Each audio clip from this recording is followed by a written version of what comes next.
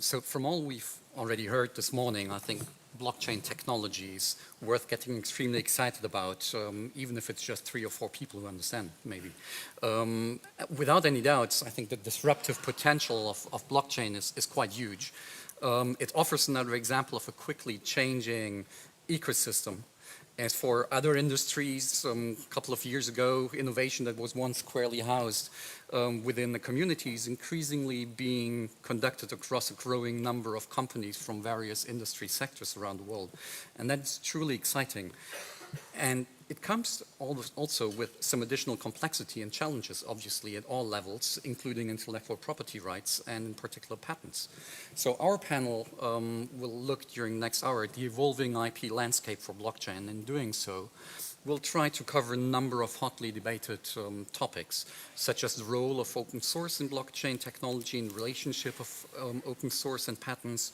We'll also look at possible challenges associated with the enforcement of patents for blockchain-based technology, and at some issues that may arise because of the blockchain's participatory nature and additional complexity from technology convergence. So with me on the panel are a selection of prominent experts, and I'm very delighted and honored to welcome them today. On my far right, I have Mirko Boehm. Mirko is the director for the Linux system definition at Open Invention Networks. In this function, he's responsible for the technical scope that defines the field of use of the OIN's patent non-aggression agreements. Mirko is also a free and open source software contributor and a visiting lecturer at the Technical University of Berlin. He's also a co-founder of Endocode and specializes in consulting and mentoring startups and medium to large businesses on open source technologies.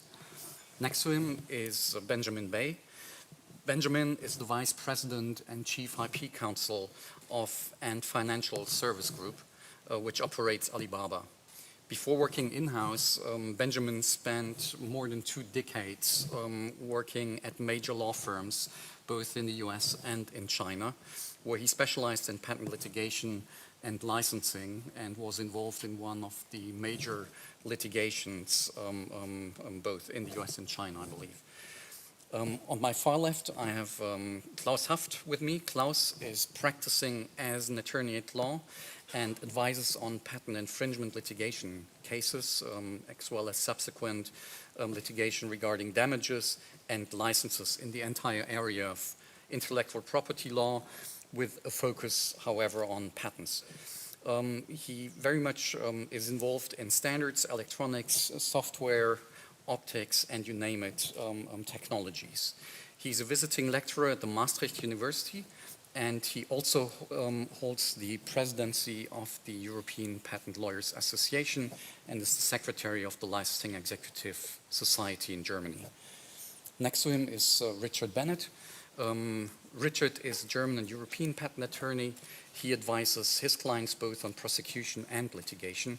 He's particularly active in the fields of computer-implemented invention, data processing methods, and software, to name just a few. Richard studied physics and geophysics and qualified as a Master of Laws in the field of European IP law. Now, without any further ado, let's kick off the discussion. Now, we've learned this morning, and I think everyone knows, that blockchain has initially emerged as an open source technology. Mirko, as the responsible person for the Linux system definition at OIN, could you please enlighten us a little bit on the question where in the blockchain stack is actually open source, and at which layers is patenting likely to occur or successfully likely to occur? Okay, thank you. Can you hear me? Yeah. I think this is probably one of the key questions when we asked about the IP landscape of blockchain. I think we have to keep in mind that blockchain emerged originally as an open source technology, as a collaborative effort, and that all the initial inventions that were combined to create blockchain were already prior art before even Bitcoin emerged. So it's a model that open source is a model that applies very easily to the way blockchain technologies are currently developed. But there's another aspect to this, and that is that many of the propositions that we consider so tempting in the potential of blockchain depend on transparency, accessibility, replicatability,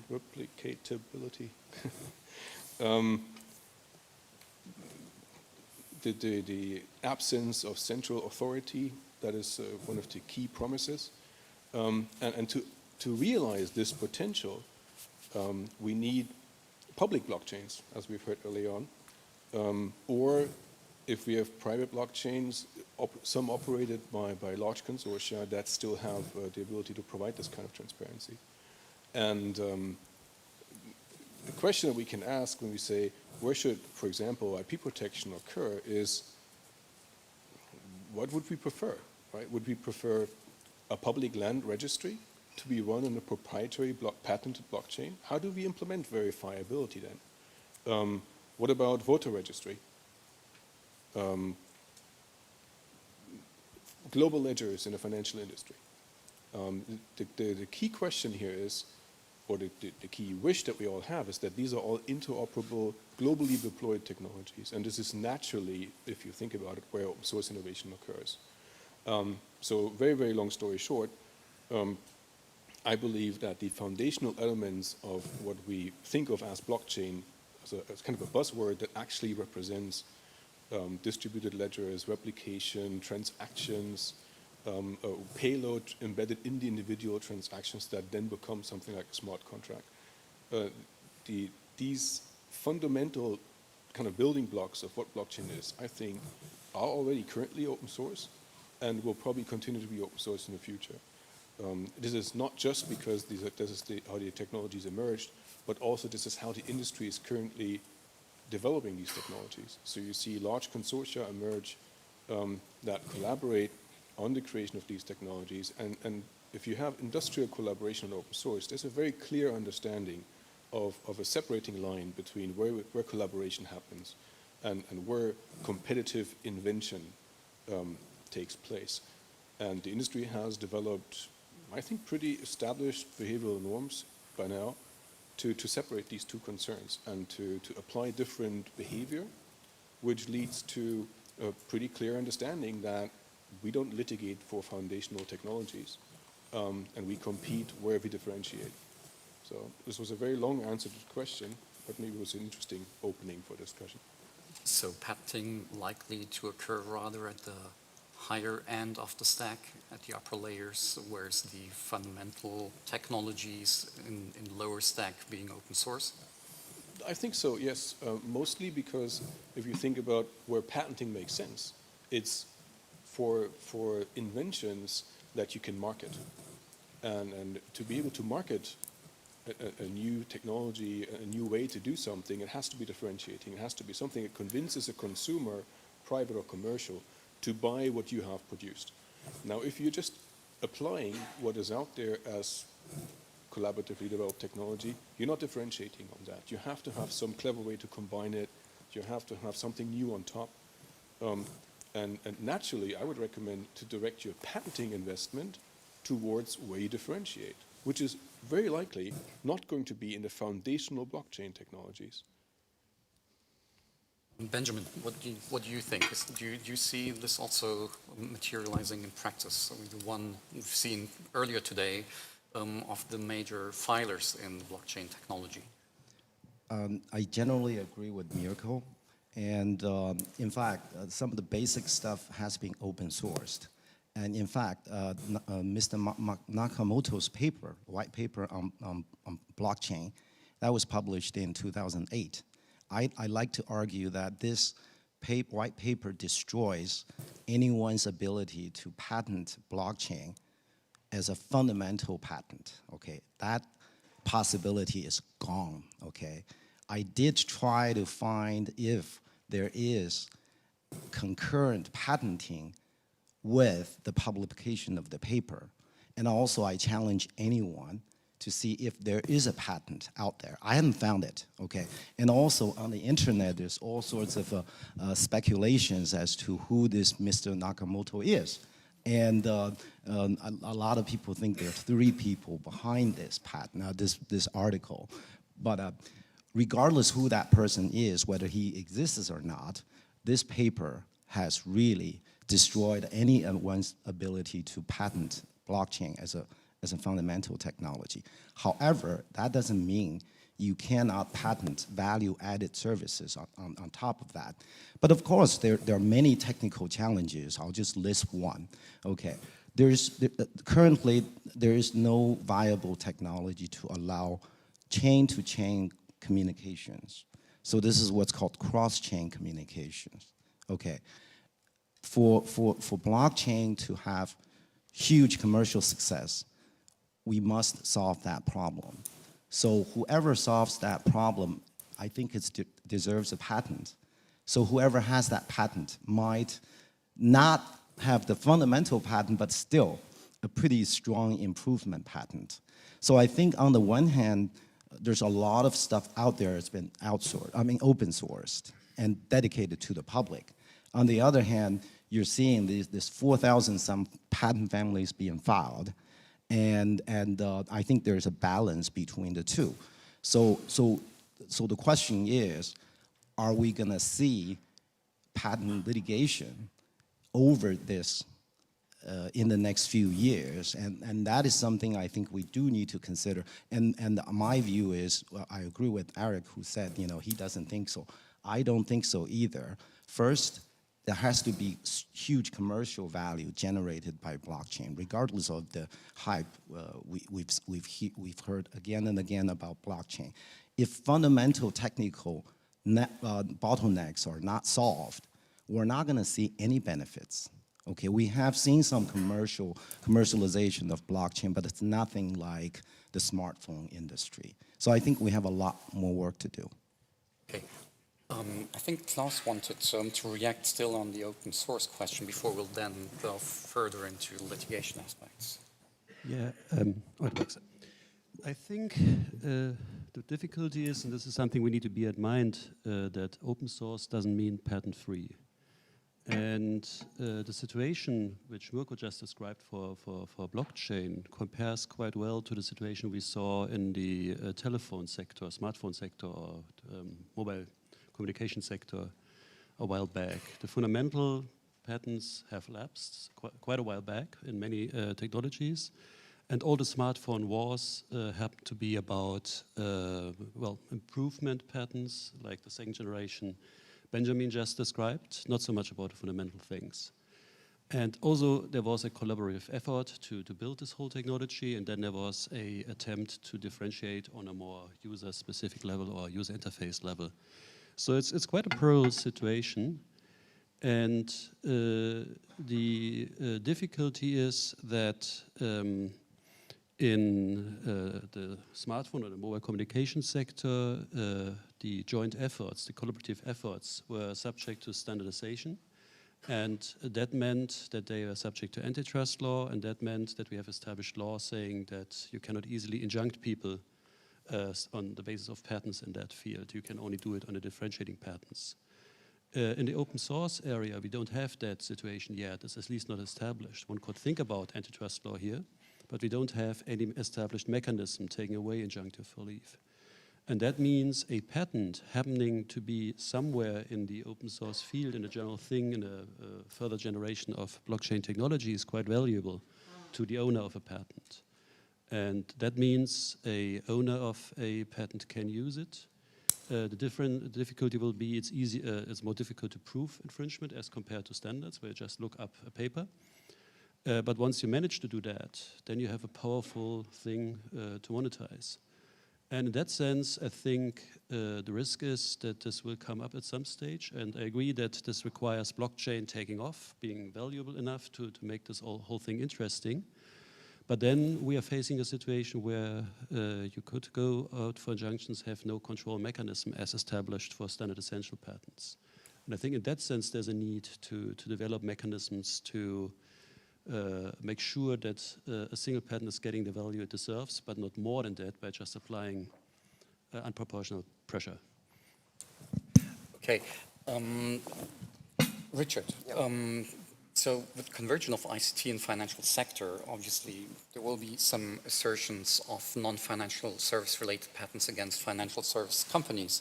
And we heard already in the previous panel, and the discussion is already deeply engaged into the question whether blockchain may become the next patent war battleground, as was the smartphone industry. What is your view on this? I was rather surprised to hear from the first panel that the European Commission is actually considering some regulatory measures. And I do believe that policymakers or states do have an interest in applying such measures in feedback. We're having feedback. Okay.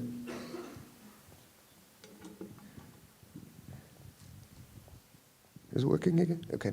And I do believe that the states do have some kind of legal interest in applying some regulatory measures where individual people and consumers might be affected, like, for example, in the banking business or in the pharmaceutical area. And once such regulatory measures are applied, it might be a question of also legally defining standards. Without wanting to go into the details of the standard essential patent discussion, once we have such standards, it might become easier, perhaps, to prove infringement, as Klaus also said. You can simply look them up in a dictionary, and you will know what the alleged infringer is applying as a method. But in how far does it play a role that the situation in blockchain is different from the example that you've mentioned already several times now, the smartphone industry? I mean, namely what Mirko explained, that the base technology is open source. So typically the base technologies where the risk of overlapping, potentially blocking patents is the highest. As well, that technology is open to open source. And the second aspect is that the access to complementary technology seems to be less controversial also, as an increasing number of stakeholders are pledging non-patent assertion or engaged in defensive mechanisms such as the OIN or the LOT networks. So and how far does this influence the future landscape and the future behavior in enforcing patents? Mirko, maybe you want to go first. I think, first of all, I absolutely agree with what Klaus has explained. There's a kind of a risk of disruptive litigation in this space, especially because we have a very strong effect of markets tipping towards single de facto standard solutions because they're collaboratively developed and everybody would like to adopt them. If you have a chance to disrupt the applications in all of the industry, the countermeasures that we already see are emerging governance norms. I think a lot of it has changed in the last 5 years towards very standardized licensing models. All of the collaborative projects that you see today have established project charters with an IPR policy that include a pretty standardized model today of inbound equals the outbound license. It's usually an Apache 2 license, which includes a patent grant for contributors' own patents. If this is the development model that is applied by the majority of the actors in your industry, then there is very little room left for litigation. We have to keep in mind that this process that you have described of acquiring a patent that is disruptive for like an industry subsector or a market segment would require you to be so inventive that you can compete with an industry-wide consortium collaborating on the same technology. If you can do that, you totally deserve to have a patent. But it's going to be very hard. And so the industry collaborating on the development of open source technologies has applied or has developed mechanisms like the IPR policies that I've just described, vesting mechanisms before software is released, where contributors have to like sit out and wait and agree that their contributions are released under a license that includes a patent grant. We have cross-licensing agreements like the Open Invention Network that cover important market segments of open source already, like automotive, and we're looking into extending to blockchain as well. So I think these concerns are valid, but from the perspective of the wider open source community, those are being worked on, and I think the mechanisms that have evolved are effective. They're not perfect yet, it's an evolution, but I think we're getting there. Benjamin, your company is a member of both the OIN and the LOT networks. Maybe question twofold. What is the motivation for a company behind joining these networks? And next question then is following on to what Mirko just explained. Do you see this mitigating any risk of future litigation in the area? I think it definitely helps. When it comes to blockchain, our view is it is still a young technology, both from a regulatory perspective as well as patent litigation perspective. It needs the space to grow. What we don't like to see is litigation killing a worthy invention or innovation. So, but of course, some of us betting that it won't happen, but we're also doing things to make sure that doesn't happen. So this is our rationales of joining LOT network, which is a sort of a, if I put it this crudely, it's anti-troll coalition, and OIN, which is another version of LOT. Really, our primary reason for doing that is to ensure the technology has the space to grow. And I think for those of us who's practiced the patent litigation long enough to know, when the litigation starts way too early, then sometimes technology doesn't blossom. Richard. Yeah, thank you. One question specifically to Mirko and perhaps also to Benjamin, which occurred to me while listening to the first panel. Have you had any experience with third parties declaring that they wouldn't be interested in gaining a license because of the problems of proof of infringement? They simply felt safe and said, no, we don't want to have a license because we don't need one. You won't catch us. You can't prove our infringement. So I can say that I have heard about this, more in the telecommunications and mobile technology space, and not yet in blockchain. But I think that one thing we have to keep in mind is that blockchain is young technology, and as long as we don't see larger scale deployments and blockchain becoming mission critical for some aspects like moving goods around or financial transactions, maybe we're not at this point yet. So it would be good to kind of proactively think about how to handle such a situation. But I have no experience at the moment, or for the moment, of this happening. I totally agree, and also from a China's perspective, there are lots of smart startups on blockchain, and most of them work on open source. So, and some of them are thinking about patenting, just like we do. And but we really hope the landscape is such that it'll have the breathing space.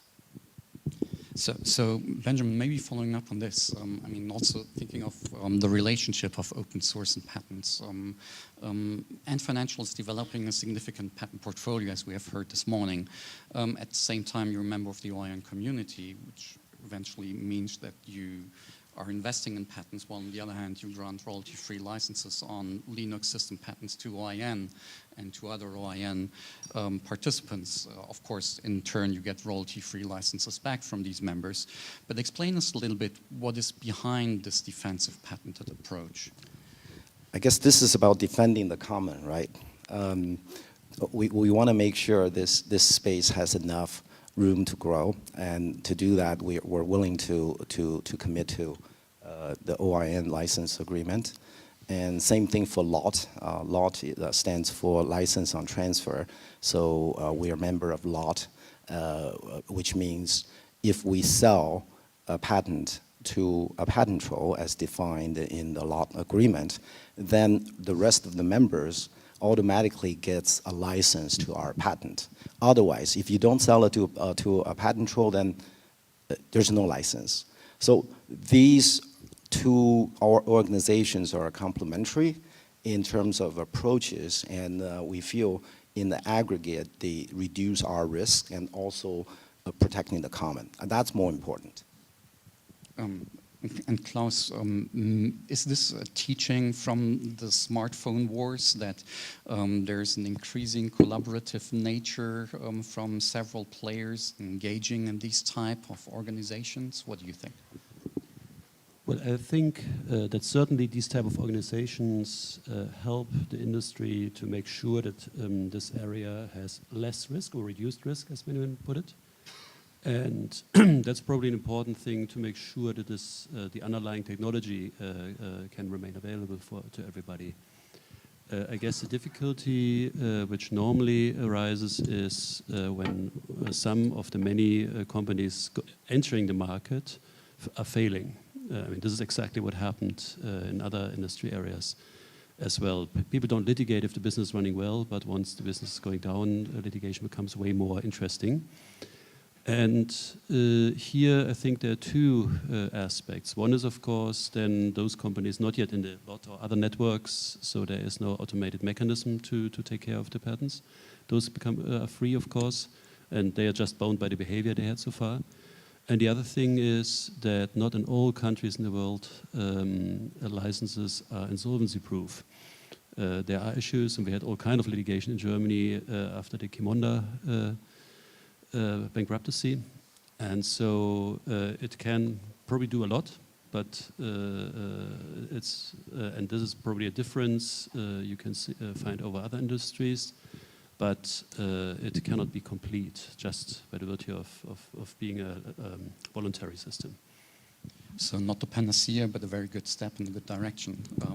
So let me continue a bit on this topic. Let me bring up another additional element. So some of the most controversial discussions of the last years have been fueled also by litigation in certain jurisdictions, which at times was driven by vaguely written and overly broad patent claims.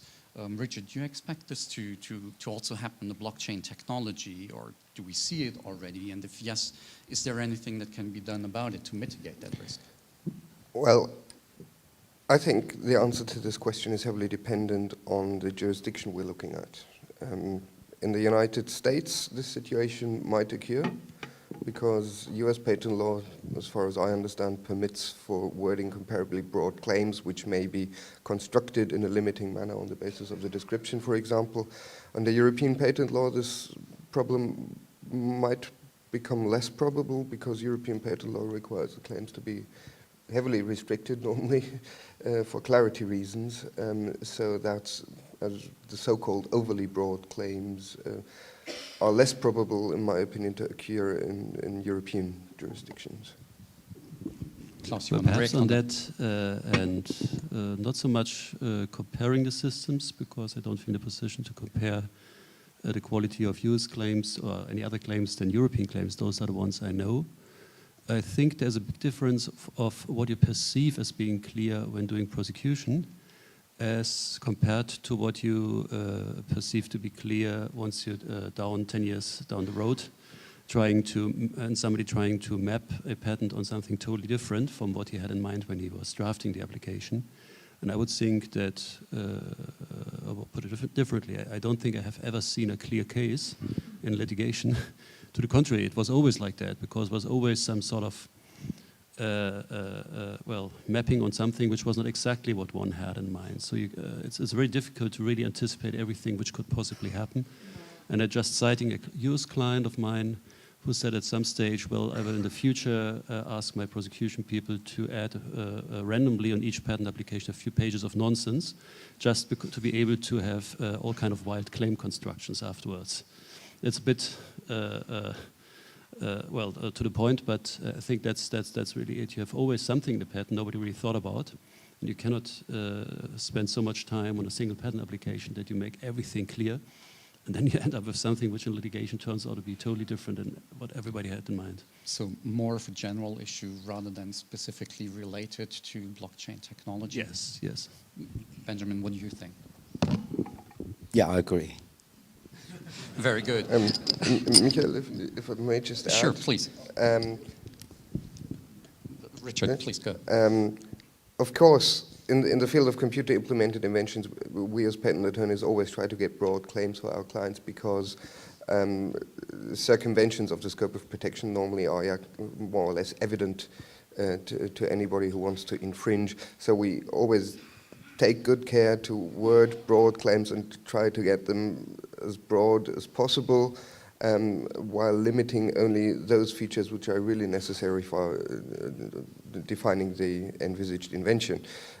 So the situation which also Klaus Haft just mentioned might in many cases actually occur that one day somebody will become an infringer for something which hadn't been envisaged when the invention was made.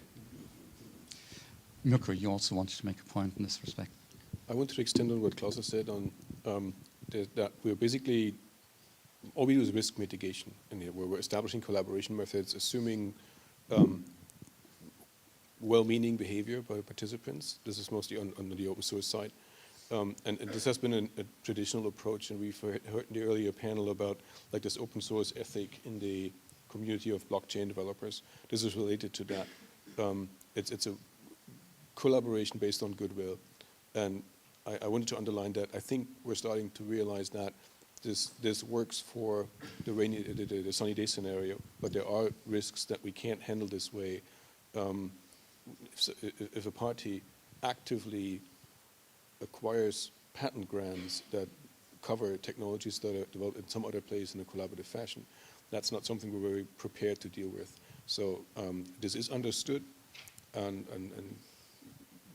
we're thinking about how to solve this problem, but a lot of it also depends on this actively being litigated in court at some point. For example, also what the commitment means if you are a contributor to a project and use the technology in a different context. So there are ongoing processes, I think, at the moment to improve on this, but this is one of the remaining risks that so far could not be mitigated. Maybe an additional question for you, because when thinking of overly broad or vaguely written claims from patents office perspective, of course, the access to the right prior art becomes also very relevant. And with this regard, open source software may, in some instances, also serve as prior art. Now, difficulties may sometimes arise because of the absence of indexing of OSS resources, which may prevent efficient search and retrieval. We've heard from Georg the exhaustive databases that we have built, but do you see still any way where the open source community can develop a standard for tagging, for example? I was actually very pleased with the presentation earlier on the processes applied by the examiners here. And I can say that over the maybe 5 years that I've come to EPO events, that there has been noticeable progress on the kind of the sources of data that are used for determining prior art and the possibility to identify it. It's true, there's a huge mass of code out there that implements relevant functionality, and it's very difficult to find the right pieces. But the progress that has been made is quite convincing, and in general, I'm very happy that I'm at the EPO, where the general feeling we have is that overly broad patent claims don't have a good chance of making it through the examination process here. Richard, please. Michael, I recall the second half of your question was directed to what can we do about overly broad claims. I think that for the European sphere, no additional measures are necessary at the moment, just as Mirko emphasized. Overly broad claims are simply not granted by the EPO if everything goes by the law.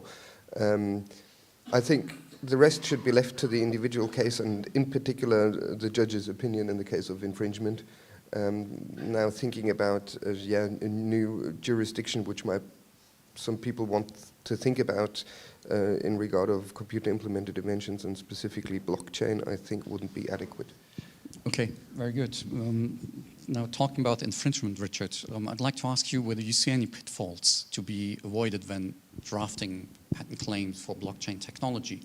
And I'm thinking particularly of possible difficulties that may arise out of the circumstance that blockchain by nature is distributed and probably goes cross-border. As a consequence, there's some likeliness that the infringement may also be cross-border. And when then, of course, this raises questions associated to contributory infringement. So is there anything that should be observed when drafting your claims to avoid potential difficulties downstream when enforcing your patents? Yeah, yes, there are pitfalls. Ideally, I think the claim should be drafted in a manner such that you can have a single infringing person whom you can grab in a single jurisdiction without having to cross legal borders.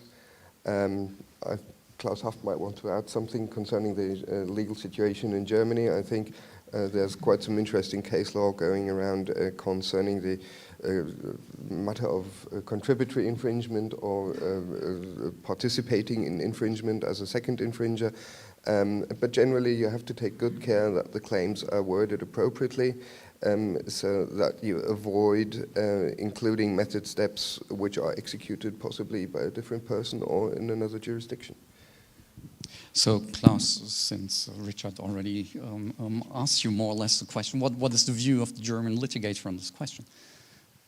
I think it's well, it's not a very specific thing for blockchain. It's just a case law we having on international work distribution and infringement when somebody is still liable, for example, basis of joint tortfeasorship.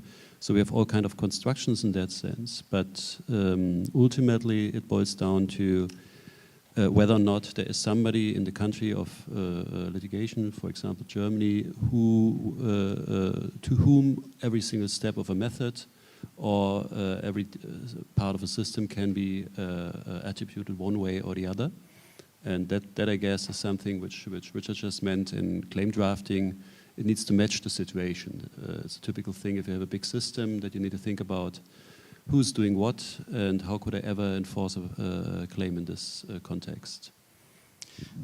Benjamin, if I may turn to you, having experience in both the US and China, do you also think that this is an issue which may be particularly prevalent in blockchain technologies?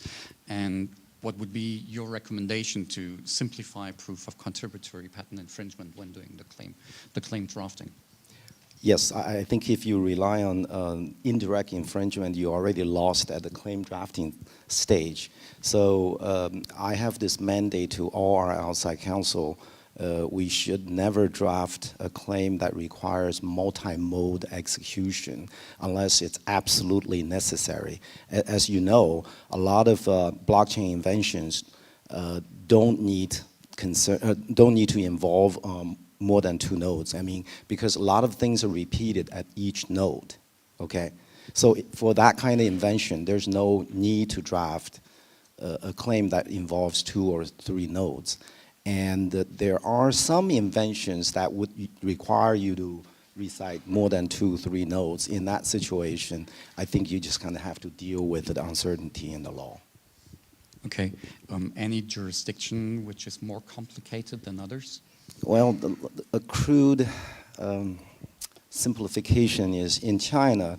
China has this civil law principle that if 2, 3 infringers, or 2, 3 actors worked together to infringe, then you can sue each one of them without the U.S.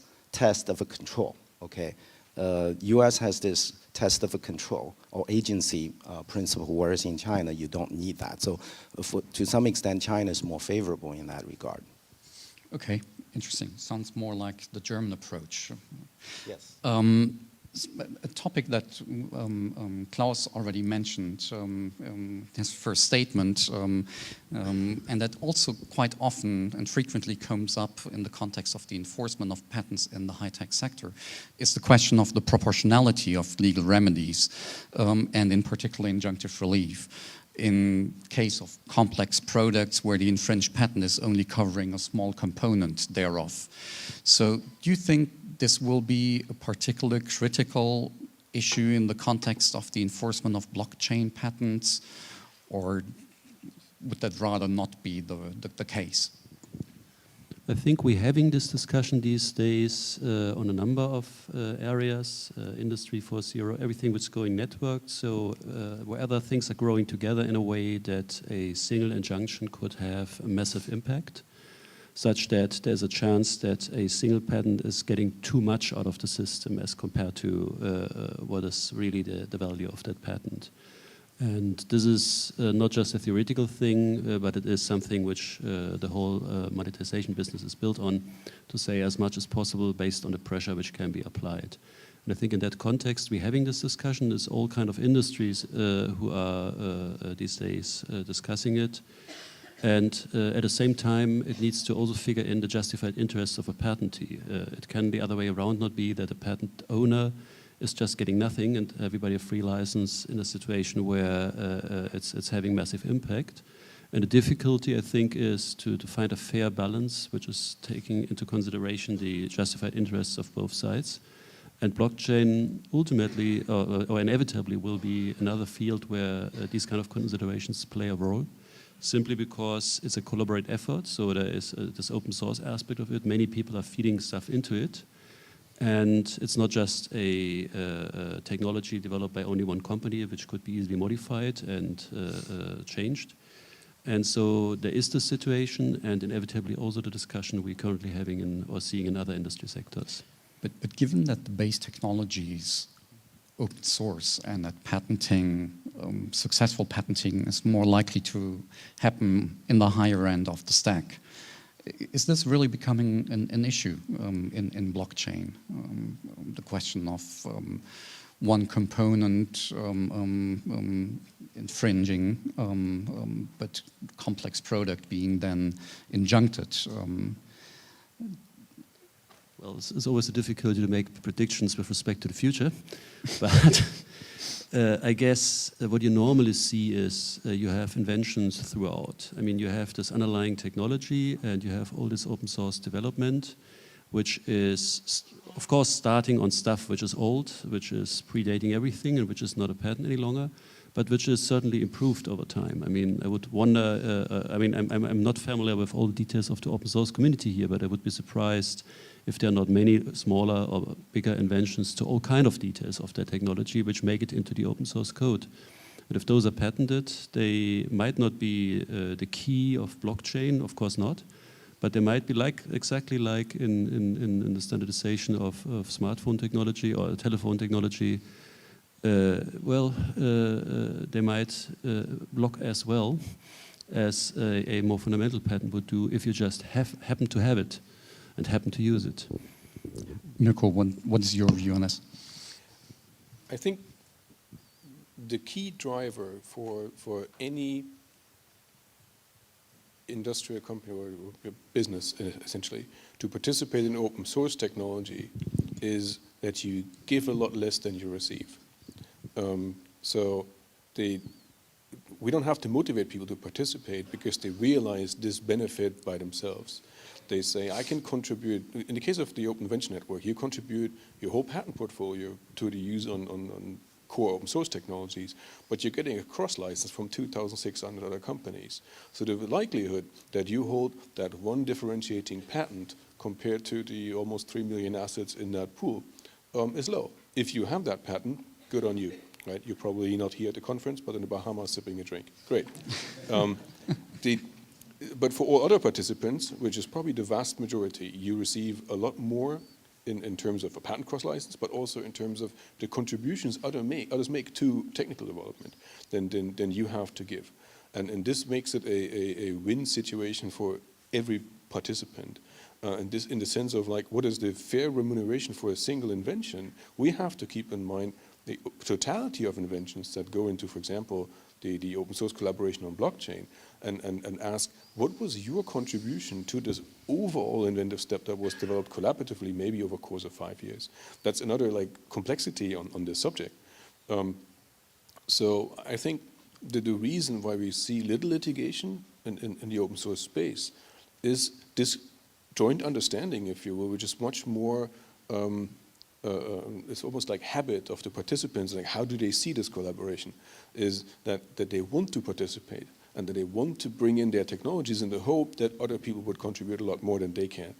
And that's why it's working. It's similar to I think, contract law, if you will, where if you would like to write every eventuality in the contract, then it gets very difficult to get to any agreement at all. You always rely on some sort of goodwill.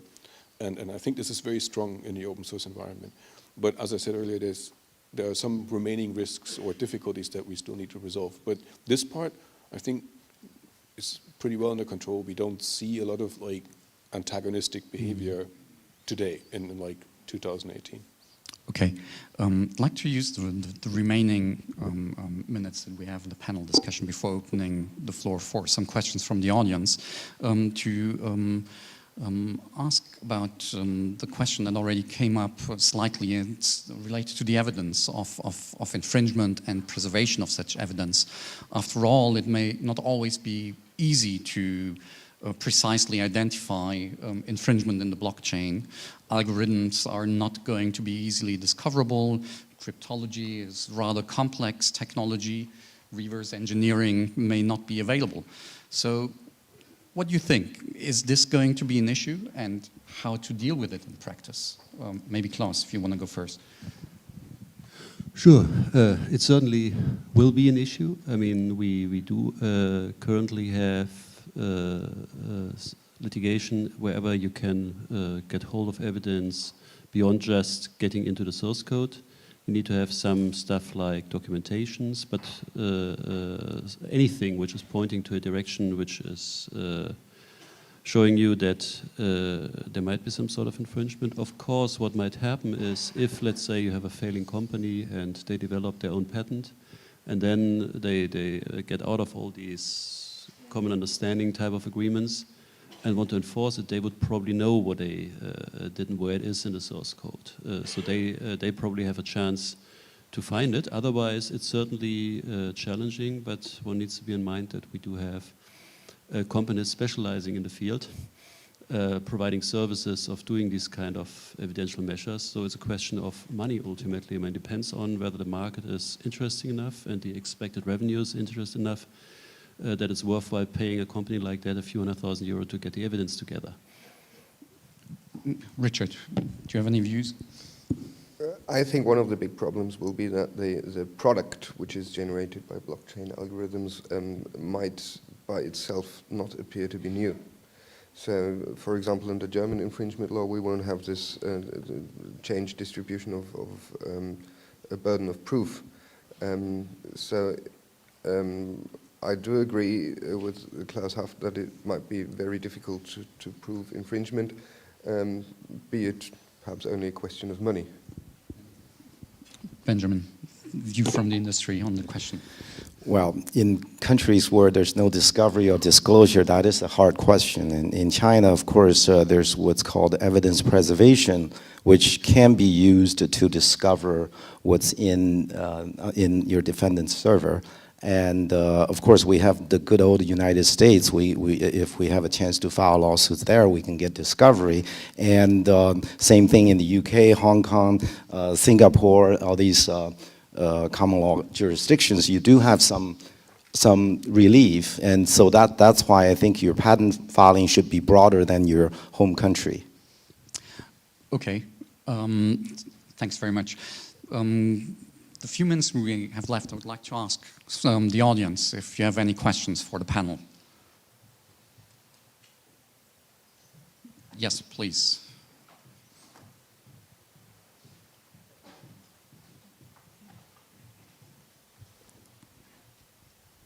My name is Yanis Koulikaris. I'm a director with the European Patent Office.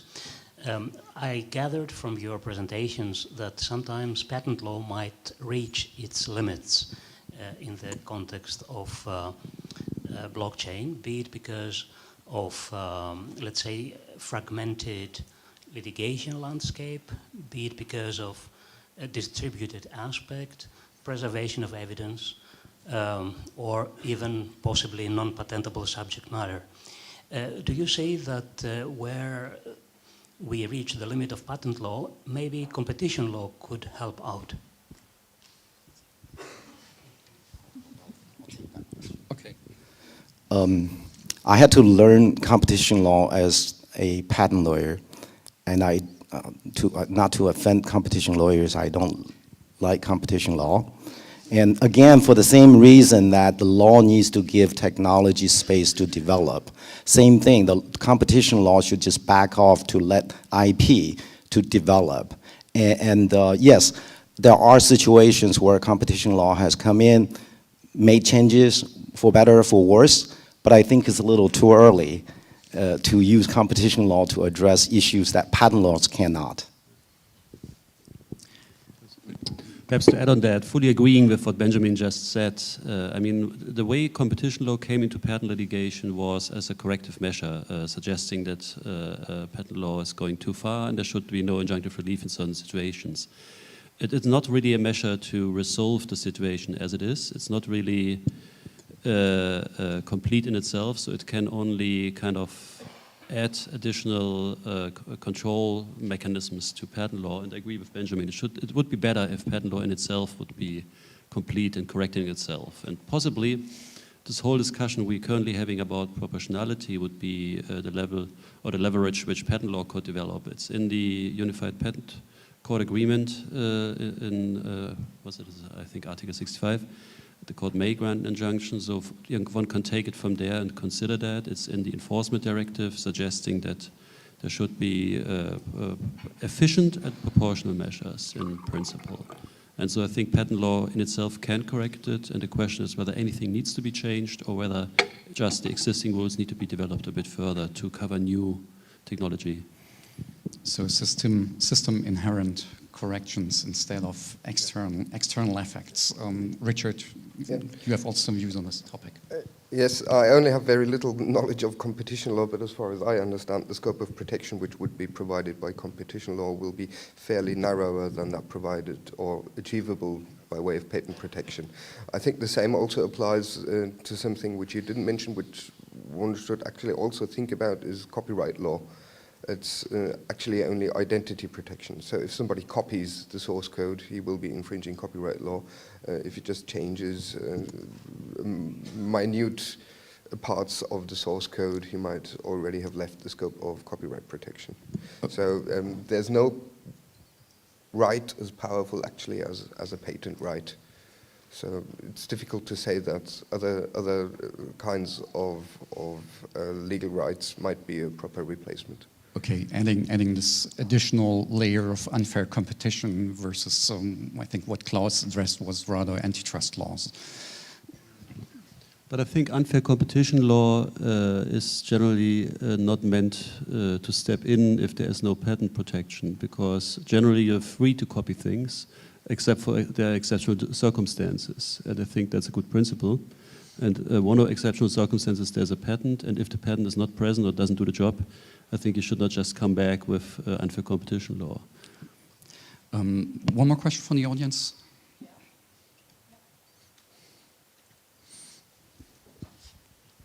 Okay, so it's a question coming from colleagues in Munich, I guess.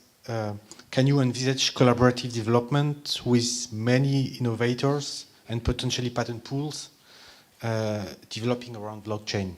So I think that was already partly discussed. Should I? Yeah. So that's something we already see.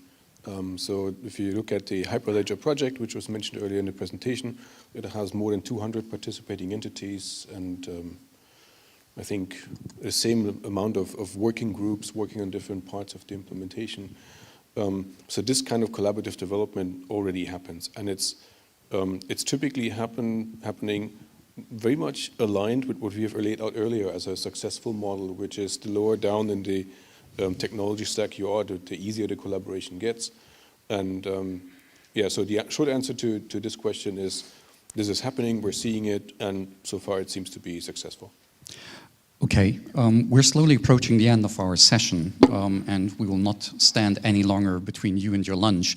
But before concluding, let me just ask you, the panelists, for a final statement on how you see the IP landscape of blockchain evolving in, let's say, the next 5 years. You have 1 minute maximum. Maybe you want to go first, Mirko. Let me get my convenient crystal ball out. That's a very difficult question. Because the reason why it's a very difficult question is that we have this very promising technology, but it's still, in a way, a solution for a problem. So I totally expect a drastic impact in the financial industry and in logistics, any kind of moving goods. And I hope that we see adoption in government services. We heard about university degrees, but I think also voting registries, actual online voting, etc., can be implemented at a much better quality than we have so far. And if we see adoption there, I think this is actually going to benefit society as a whole. So I would be very happy if that could happen. Okay, Benjamin, how do you see the IP landscape in blockchain in 5 years? I think there will be a lot more patent applications down the road. We're just seeing the tip of the iceberg. But in terms of solving technical bottlenecks for wide adoption of blockchain, we haven't seen it yet. So I want to say the best is yet to come. Very good. Richard, is the best yet to come? Perhaps, yes. And what I'm particularly interested, of course, from a professional point of view, are any developments concerning patent law and how, in particular, the patent offices, specifically the EPO, is going to deal with blockchain applications, considering all the strict limitations also imposed on patentability by the European Patent Convention. And we'll be happy to participate in this development. Klaus. Yeah, it's a good thing. The best is still to come. And I think that means we will face more patent application, more activities over the next years. And the technology seems to be likely to take off over that time, as far as one can tell today. But that again means that from a litigation perspective, it's more likely that we will see it after those 5 years. Once it has taken off, once all these patents have been granted, once the first companies failed. So again, to compare it with mobile communication sector, litigation among the big players came in a late stage rather than in the early stage. Okay, well, thank you very much. And with this, I would like to conclude the session. I'd like to thank the panelists for their lively debate and the audience for your attention. Thank you very much.